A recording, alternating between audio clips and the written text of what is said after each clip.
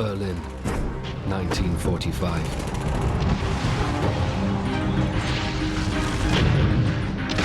After months of bombing and 2 weeks of brutal street fighting, the Allies finally took the city and crushed Hitler's Nazi dream.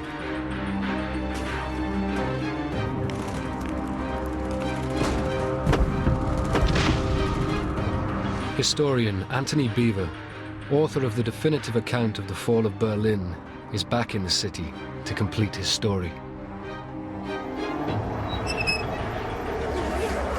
A local team of archaeologists and explorers are going to take him on a unique underground journey into a secret world he has never seen.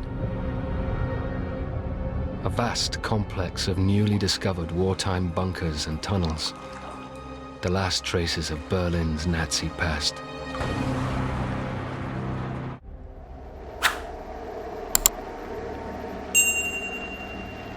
At the end of the war, Berlin was a city in ruins. 90% of its buildings were destroyed in little more than 100 days. For 3 months, waves of British and American bombers raided the city day and night. Then the Russians unleashed the greatest artillery barrage in history on a city center. 2 million shells in just 2 weeks.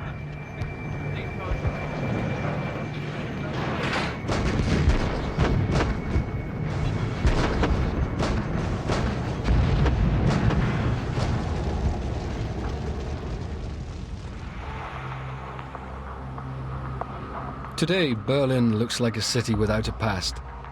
All traces of the Nazi era have long disappeared behind futuristic steel and plate glass.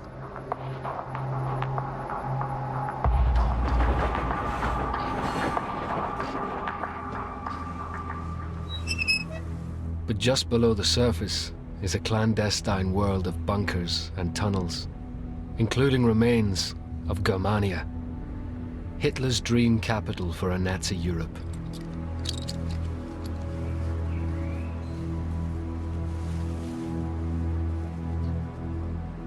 For me, this is the very first time of actually seeing anything to do with Germania, short of seeing the model. So no, it is quite an extraordinary experience. To most historians, Germania is just a fantasy, a deluded dictator's dream. But 60 feet under this park lies rarely seen proof that Hitler actually began constructing the city. That's amazing. It's by far the largest metro station I've ever seen. And what an echo.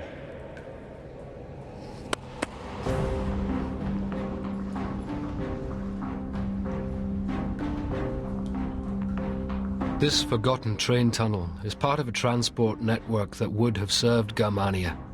So here we are coming to the end of the tunnel. How long is this, just this stretch of tunnel altogether? We now walked about 220 meters. Right. It's the length of the tunnel. Bigger and bolder than any other city on the planet, Germania was to be Hitler's new and monumental Berlin. He deliberately planned to supersize Europe's iconic buildings. The Victory Arch was to be twice the size of the French Arc de Triomphe. The Central Avenue broader than the Paris Champs-Élysées. And the Great Hall large enough to swallow St. Peter's in Rome.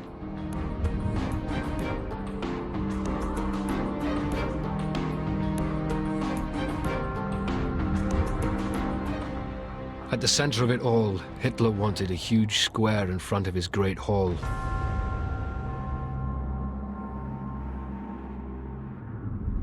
A public forum where he could hold giant rallies and address 1 million Germans face to face. The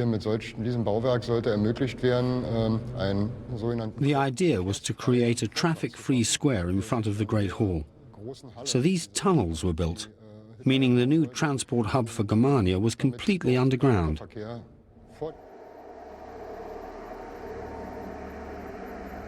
This transport network was begun in 1938, when the main road away from the Brandenburg Gate was closed for widening.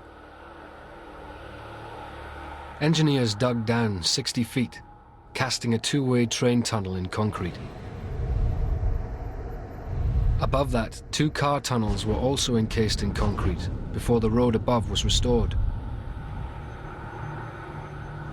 But these tunnels never carried any traffic. The project was halted in 1939 by the outbreak of war. It's fascinating to see a little bit of what Hitler really was dreaming about and of seeing Germania. But it's a very creepy bit of history. I think you can really start to sense what it might have been like if Hitler had really won the war and done everything that he wanted to do. I think there is something fairly symbolic, if you like, in the way that here we have this tunnel which was planned in a grandiose way for crowds to come to hear his victory speeches, and yet in the end all it could be used for was for storing weapons in the final battle for Berlin. By 1945, defeat for the Germans was inevitable. Hitler's bunkers and tunnels played a vital role in keeping the population alive through the battle for Berlin. But one immense concrete bunker, dominating the North Berlin skyline, fought back and held off the Russians to the bitter end.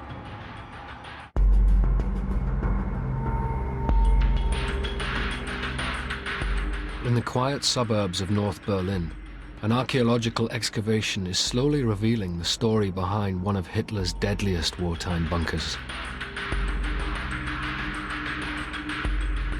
Overgrown with trees, this bunker is unusual in that it's built above ground.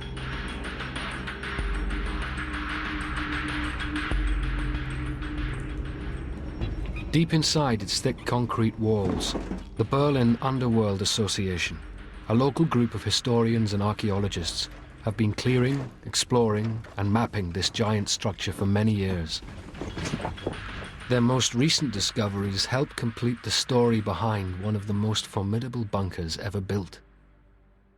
Were successful and the metal plate came down. To get to grips with the sheer scale of it, Anthony Beaver, a former British Army officer himself, heads off limits to its derelict and rarely visited depths. Okay, very good. Yeah, that's good. Though he has written about its role in the war, this is his first ever visit inside this great fortress. We have many thousands of cubic meters of rubble. So, with this great big curve on it, is it still safe? Is it safe? Yes, I can say. Because of the strong steel nets, they are still intact. 1940.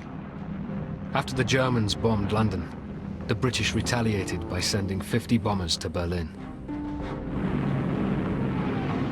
Hitler was furious that his capital, deep in the German interior, could be hit. So he ordered the construction of 3 colossal anti-aircraft bunkers, or Flak Towers, in a triangle around the city centre. Humboldt-Hain, Friedrichshain, and Zoo. Bristling with anti-aircraft guns, Hitler believed these Flak Towers would put up such a ferocious barrage that no enemy plane would dare fly over his capital again. The Fuhrer took personal interest in the design of this almost medieval structure. He made sketches, he designed air raid shelters, he designed Flak Towers, and he wanted to take part in this kind of development. One of his sketches survives. Like his plans for Germania, the Flak Tower was outsized, with concrete foundations 2 meters thick and a surface area equivalent to 24 tennis courts. The walls were 8 feet thick, and the building was 7 floors high. A concrete roof 10 feet thick was enough to withstand a direct hit by all but the biggest aerial bombs. Multi-level gun platforms gave the gunners 360 degrees of fire cover. In the face of continued air raids, building the Flak Tower was a race against time, but the logistical challenge was enormous. To erect one of those Flak Towers, it was necessary to have 100,000 tons of ballast, 78,000 tons of gravel, 35,000 tons of cement, 9,200 tons of steel and 15,000 cubic meters of wood. So the biggest problems for the Germans was the transportation question. The national train timetable was altered so that 1,600 tons of construction material could be delivered every day. Barges were commandeered in France and Holland to bring more material by water. Remarkably, the Flak Tower was finished in just 6 months.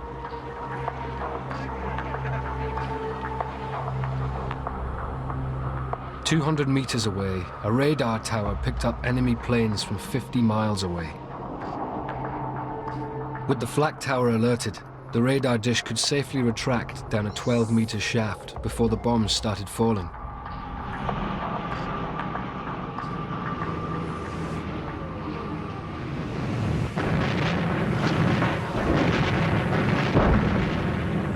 The casualty figures for Allied bombers flying over Berlin were horrendous.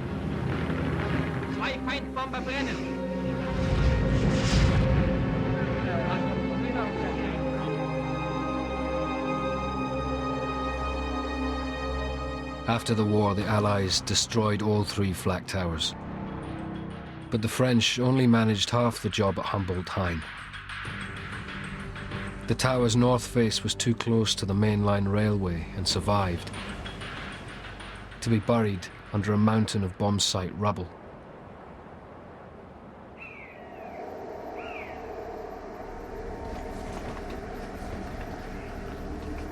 And this is our way to the next level. This is the 3rd level? Yeah. And you see, it's the middle of the building. Yes. Look at that. Down in the depths of the tower, Anthony Beevor finds a treasure trove of the deadly and daily business of war. It's only a small collection of what we found in this rubble. Some boxes for the gas mask from the soldiers. Yes. Yep. Remember the pictures. The coal scuttle helmet, yes. This is definitely smaller than the normal one. I think these were the small helmets were specially made for the Hitler Youth and for the Flakhelfers, who are all about sort of 15, 16. Now, what about those? These are the larger shell cases, are they? I think it's a 12.8 from this Flak Tower. 12.8 centimeter it could be. But they had a lot of calibers in this building. This is the largest caliber they used here at this Flak Tower. How many of these were they firing a minute? 12 in a minute. 12 a minute. And what was their range? 14 kilometers in the sky.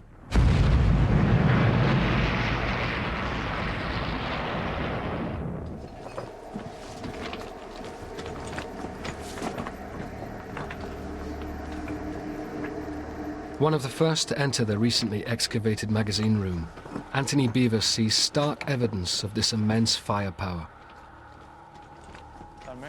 Huge racks from floor to ceiling stored tens of thousands of artillery shells.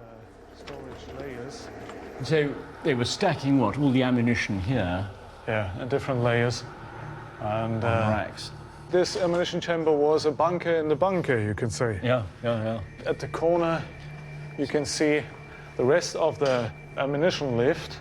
This mechanized lift carried artillery shells to the roof. It looks always like the skeleton of a dinosaur. Yes. So it went round and round and round in a sort of conveyor belt. Yeah. Yeah. The end of the shaft was protected by a huge dome of steel. Or to prevent any bomb or incendiary coming down inside. Yes, exactly. Even by today's standards, the firepower from the Flak Tower was immense.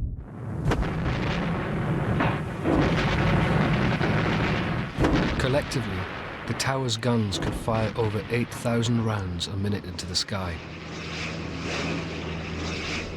Nearby, the archaeologists recently discovered crucial evidence that the Flak Tower was not just for the military.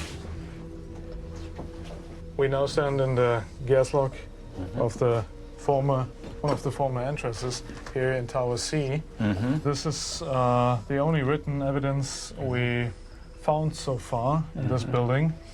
It's written in bigger letters, open to the public, civil bunker, civil air raid shelter, 2nd floor.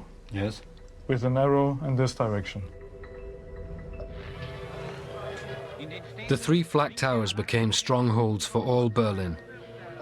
Each tower was designed to house 11,000 civilians. There was even a hospital.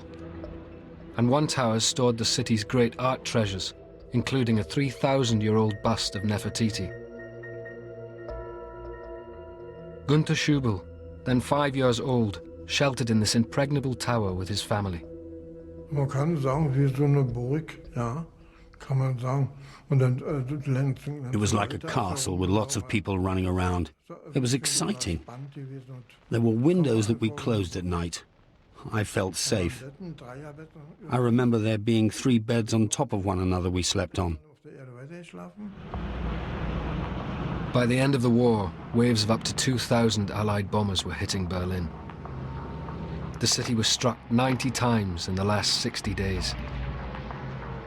The towers remained secure, but there was a problem. With all the men at the front, the Nazis had to recruit school children to defend the city. Aged just 15, Joachim Karau was conscripted with his entire class to serve the guns on the Flak Tower. Wir wurden 1944. In 1944, I was recruited with my entire school class to become flak helpers. We first worked on the searchlights, and later we were trained to help on the triple guns. Throughout March 1945, the bombs fell day and night. Then, in mid-April, the Red Army began massing on the outskirts of Berlin.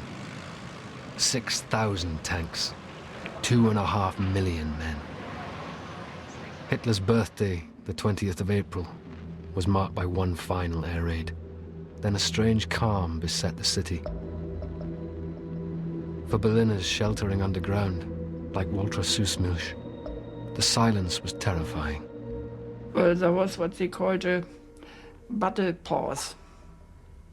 I don't know what it meant, but they said it was a quiet before the storm, said the soldiers.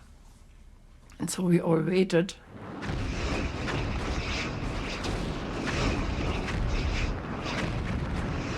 The next day, all hell was let loose as the Soviets unleashed the greatest concentration of artillery in history on a city.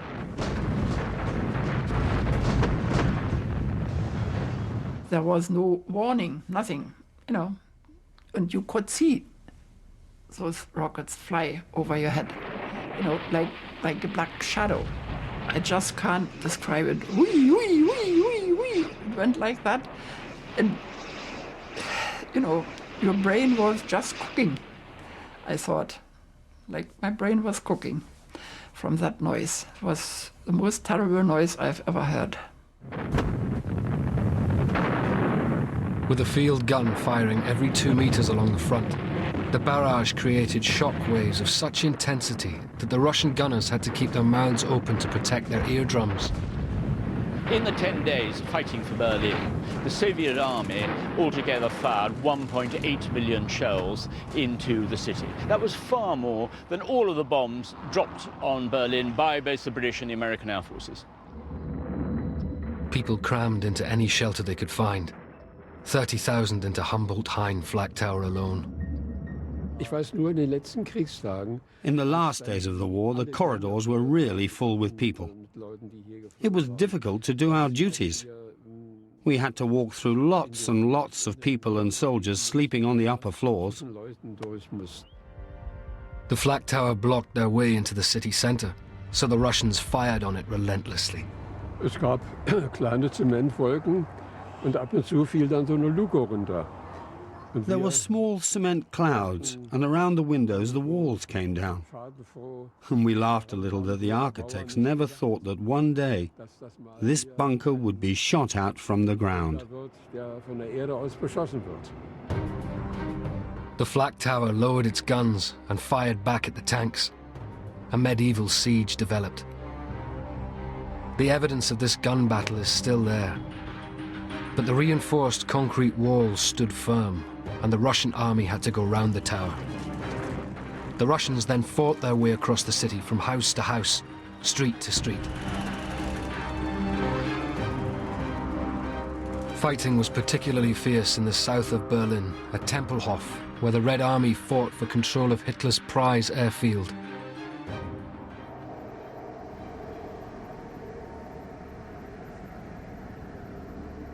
Tempelhof was Hitler's great showpiece airport.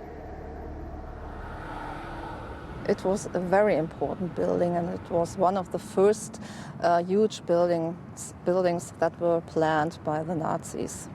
And Adolf Hitler made it his personal project, and he wanted it to become the largest and the most beautiful airport of the world.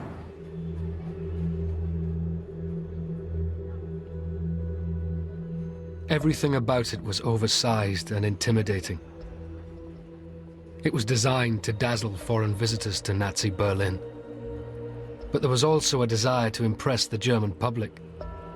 Hitler wanted this airport not only to be an airport, but to be an air stadium too. So the huge crescent shape of the airport has its reason in this idea to build an air stadium.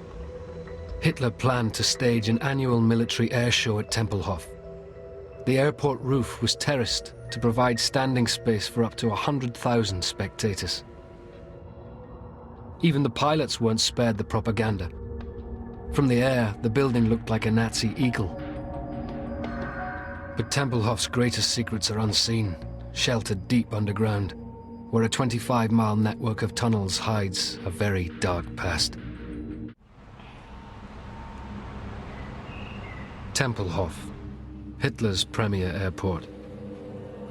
Still in service 70 years after it was built, it was from inception a civilian airport. But in 1940, the airport was overtaken by the events of war and was secretly converted to military aircraft production. Throughout the war, bomber and fighter planes were built in the hangars here. Tempelhof was perfect for aircraft production. Deep underground lies a warren of tunnels with both water and electricity plant.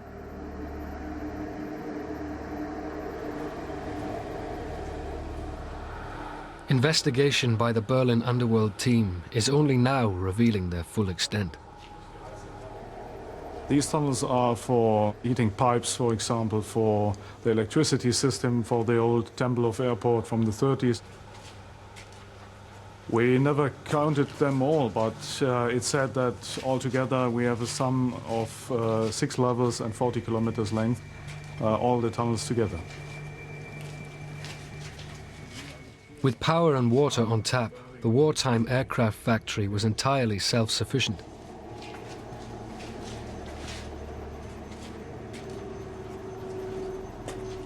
This labyrinth of tunnels also sheltered aircraft workers during the war.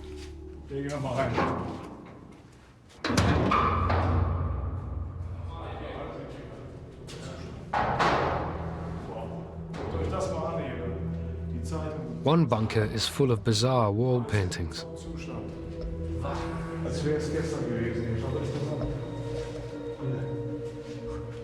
This shelter, you can read at the door, was for the employees of the German Lufthansa company. It was the biggest one, even in the 30s. I never saw a bunker with paintings in this good shape before. And they show some little stories, funny stories about the life in Berlin. It is to let the people sitting in this bunker think of other things than the war and the bombs outside. But the authorities didn't only protect the workers. Attempts were also made to shield vital parts of the aircraft factory.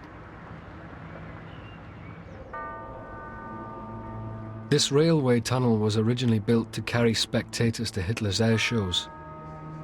But sheltered from enemy bombers, it was used to refit and repair Focke-Wulf fighters right up to the last days of the war.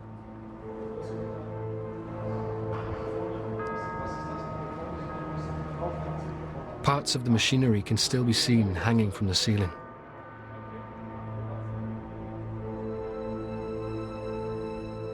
Below this motor-driven rack, fighter planes damaged in combat were once lined up and repaired here. As soon as they were ready, the aircraft were moved along the tunnel before being pushed onto the runway taking off for the front.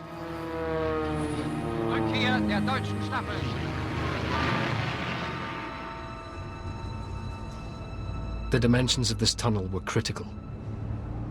We measured in this tunnel a width of 10.8 meters. The wingspan of the Focke-Wulf 190 fighter of the Germans was only 10.5 meters, so you have 30 centimeters, and you can imagine that the planes and the wings were only some centimeters swinging left and right in this tunnel. Tempelhof was vital to the city's defense. The planes it built and repaired were among the last the Nazis ever flew. But there is an even darker secret to this aircraft factory. One that Berlin archaeologists discovered by chance inside an old wartime filing cabinet. Wir haben diese Karteikarten etwa 4 Kilometer südlich. We found these metal cases about 4 kilometers south of Tempelhof Airport in a weapons factory bunker that made parts for the aircraft industry. Sehr wichtig war. The drawers are full of factory clocking in cards with the names and nationalities of the employees, not all of whom had a choice in working there. There are 12,600 cards. 4,000 are slave laborers. When the Nazis plundered occupied countries, they took everything of value, including people. Conditions for slave workers, especially those from the east, were harsh.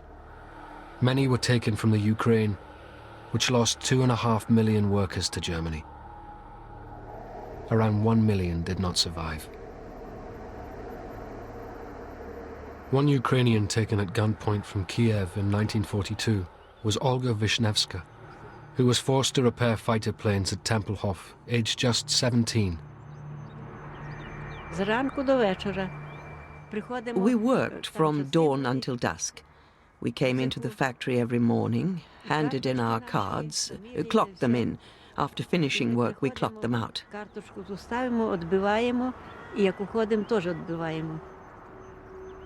The airplanes were brought in, and we had to do the detail painting work with brushes.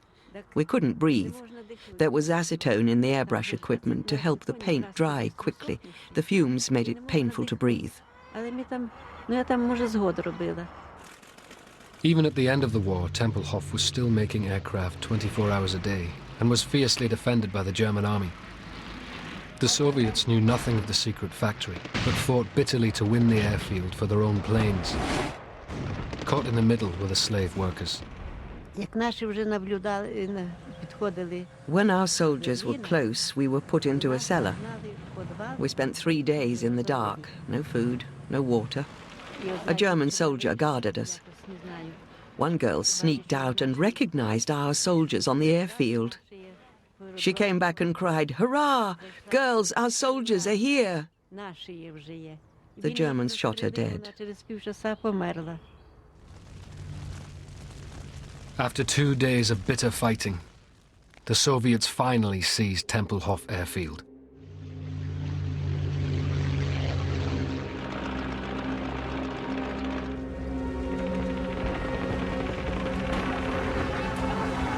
The Red Army then pushed hard for the city center. At the end of April, with the Soviets often just streets away, the terrified population took refuge where they could, in train tunnels, attics, cellars and bunkers. Sheltering with her mother, Waltraud Sushmilk remembers the appalling conditions.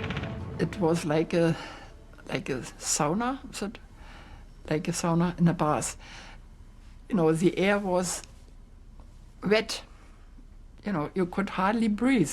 And the people got off their clothes and they sat there with bare arms and bare shoulders. And you were still sweating. And it smelled terrible. You know, there were no deos like you have today, or powders or any spray, you know. It smelled awfully.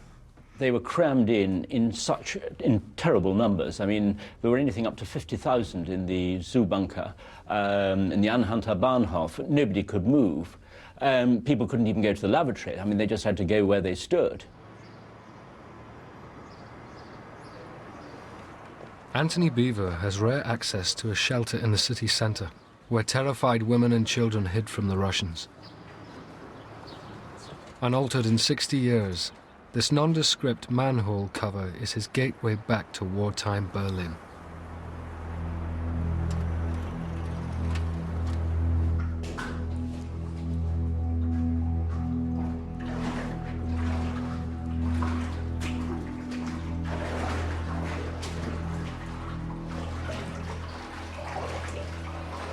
As you can see, we're entering this mother and child bunker through a normal gas lock.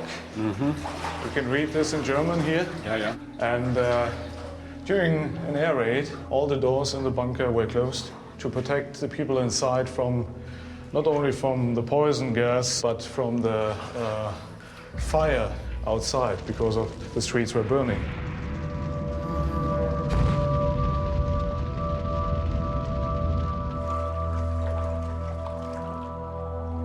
At every deep bunker and tunnel, you had to pump out the water all the time. Because, well, Berlin had such a high water table. Yes, yes. Aufsicht. Yeah.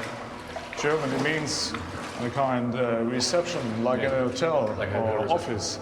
Tell me, one of the things that they were checking, presumably, is to make sure that there weren't any, say, foreign workers coming in. I mean, this was strictly reserved just for Germans. Yeah, in the passport you saw the signs.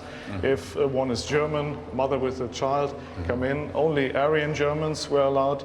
No foreign workers, no slave workers, no Jews.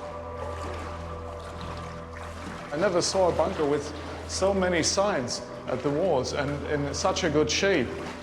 It's amazing. And in really good shape. Built rapidly in 1941 in response to British bombing, this shelter is a converted subway train tunnel. It was subdivided into 99 rooms, enough to accommodate 1,300 people. The reinforced concrete in the ceiling was 9 feet thick, but the partition walls were not nearly so strong. This is interesting. This is an explosion happened here at the end of the war. An eyewitness told us a story that they were fighting even in the tunnels, and perhaps this destroyed made by a bundle of grenades on anti-tank weapon. So even the air raid shelters weren't really safe for the women and children. I mean, because the Soviet soldiers would clear out and search through, and there was obviously fighting underground as well. Yeah.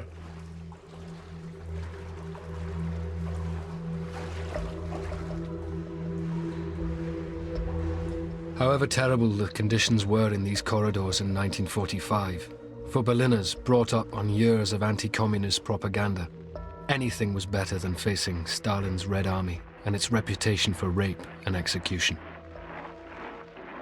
Bolshevik, I didn't know what is a Bolshevik, you know, and I sat there and I just remember I thought they must be coming up the stairs any time now.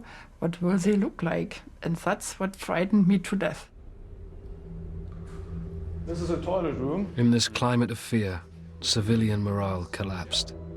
But of course, there were the terrible stories of when the cubicles were locked and people couldn't get them open. They then found that people had committed suicide in them.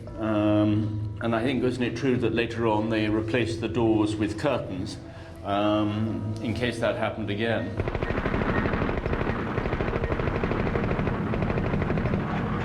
Berliners knew it was now just a matter of days before the city fell. The people were without hope and they were fearing the Russians. People committed suicide.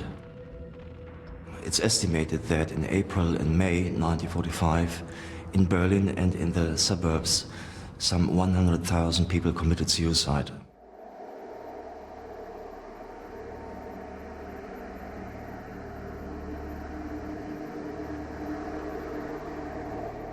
Hitler, now sealed off from the outside world, lost himself in his fantasy of a 1,000-year Reich. As the Red Army advanced steadily on the government quarter, he spent hours poring over his models of Germania.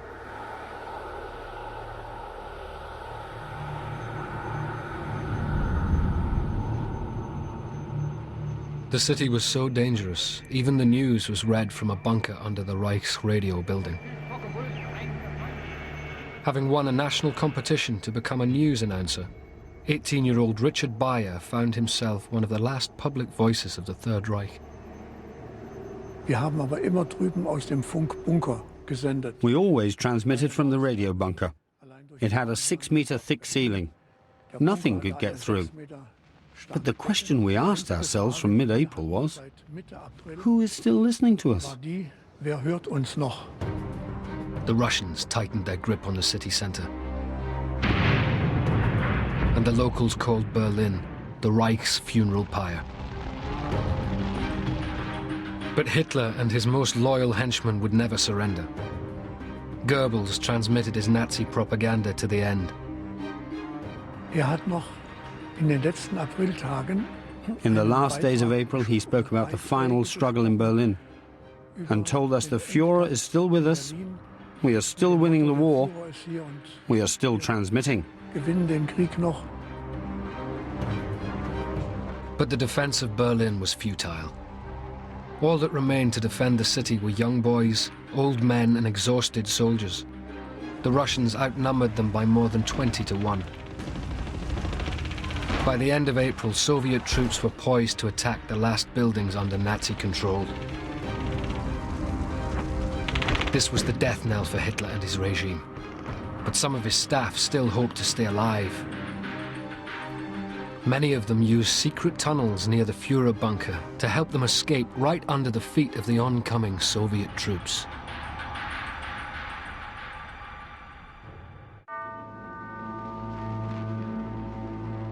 Adolf Hitler was last seen in public on the 20th of April 1945, awarding medals to Hitler Youth members for their bravery in defending Berlin. He then returned to the Fuhrerbunker, deep under the new Chancellery on Vossstrasse, never to leave it alive again. On the 30th of April, with the Red Army just streets away, Hitler finally accepted the war was lost and shot himself.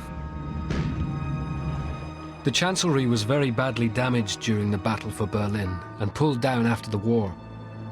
The Fuhrerbunker was concreted over and the whole site built on. The closest Anthony Beaver can now get to it is a former Nazi building across the street. So this is the former traffic ministry of the Third Reich, at the opposite of the Chancellery. And in the next years they developed the whole street. It's the only building, old building that is left on Vossstrasse. And now we have the chance to go in for the last time to these bunkers because they will be destroyed in the next months. So today we have the last chance to see this place. It's developed in the next months. And you see, they were fighting here in the streets. And you see the traces of the war. This day. It is one of very few places where you can still see the scars of the Battle of Berlin. Around this corner, we have an evidence at this wall for this heavily fighting. My goodness, look at all these bullet holes. Yeah. They fought from building to building, from street to street, and sometimes from level to level in one house.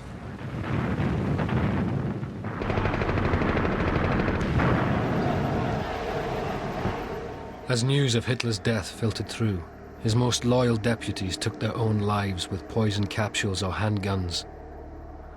But for others of his staff, who didn't want to die with him, this was their cue to flee.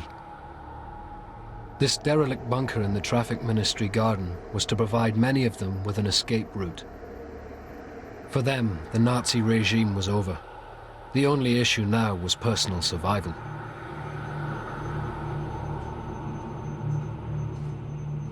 Most of the groups tried to escape to this direction. It's the best way to escape from the Chancellery and the government district to the north. Well, to avoid the fighting on the Wilhelmstrasse. Yes, yes. If these groups could safely cross the main street underground, they hoped to avoid the raging battle above by following the train tunnels north as far as the river. So, here's the entrance to the connection to the subway system. You see the black ground on it. You see the words written in black on the yellow. Fluchtweg, Feuersturm. Escape way when firestorm comes. In black letters on the yellow. And the arrows point on this to go through to the subway tunnel. and they walked some kilometers to the north. In this direction is the north, and tried to escape through the train station at Friedrichstraße and over the Weidenhammer Bridge. But very few escaped the Red Army alive. Russian guns mowed down wave after wave trying to cross the Weidendam Bridge.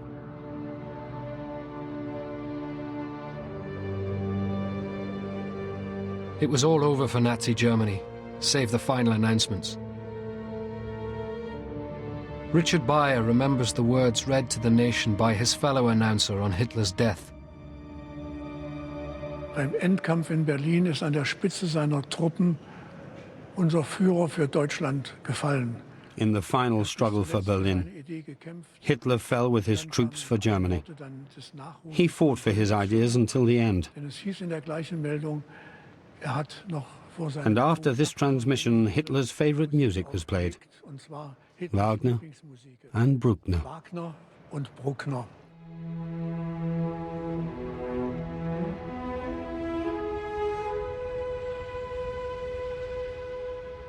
2 hours later, it was his turn. Bayer shut down the station with the following words. We remember the heroic actions of the German soldiers on land, sea and air. The Führer is dead. Long live the Reich. Amongst the city's ruins, the Flak Tower at Humboldt-Hain fought on for one more day. But then the guns fell silent.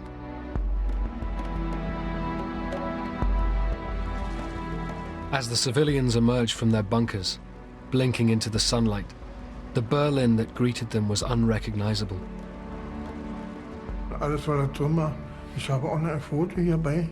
You could hardly work out where the streets had been. I went with my sister to Alexanderplatz to look for an uncle's house, but you couldn't tell where the streets were. The city's skyline smoldered for days. After 4 years of bloody conflict, the Red Army celebrated victory.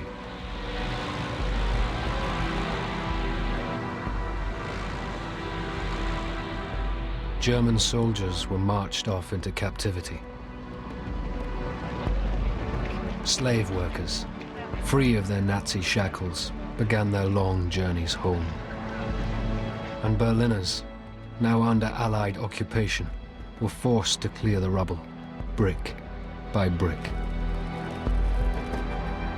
Hitler's great buildings and monuments lay in ruins, and all traces of Nazism at street level were removed. Underground, however, much of Hitler's Berlin remained intact. A time capsule for Nazi Germany. Well, it's absolutely fascinating to see these last Nazi remnants of Berlin when one looks around and sort of sees a completely transformed city today.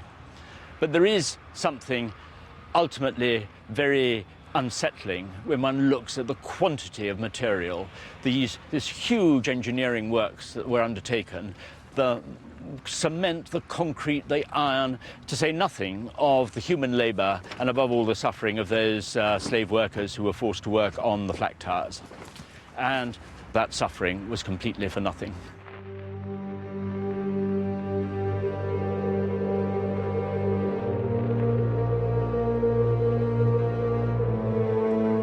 Next week, our Revealed series looks into the riddle of the Romanovs to find out if 2 of Nicholas II's executed family did in fact survive. That's next Tuesday at 8 o'clock on 5.